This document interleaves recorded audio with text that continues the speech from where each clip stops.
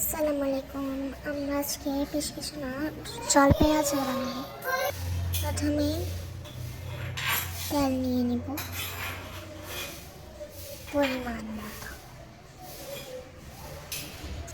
তারপর দিয়ে দেব মরিচ, তেজপাতা এবং রসুন।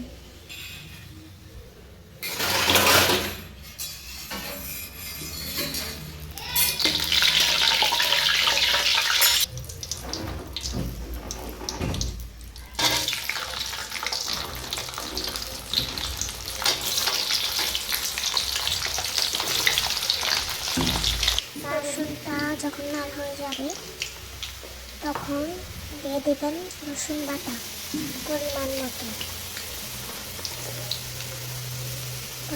রসুন বাটা দিয়ে দেবেন। আমি এখানে 2-3 চামচ দিয়েছি।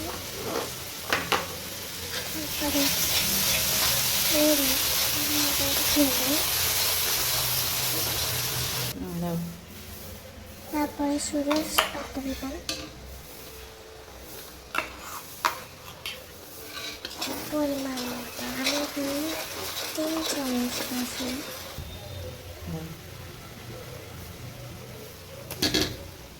তারপরে জলপাইগুলো দিয়ে দেবেন। আমি অনেকগুলো দিয়েছি, তবে দেখাইনি।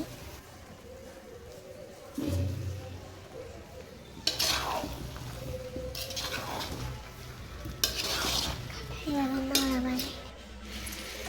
তারপর লবণ এবং হলুদ দেবেন। তারপরে কত সুন্দর দেখা যাচ্ছে। একটু চিনি দিয়ে দেবেন পরিমাণ মতো। তারপরে তো দেখতে পাচ্ছেন কত সুন্দর দেখা যাচ্ছে। আজকের মতো বিদায়, টাটা, বাই বাই।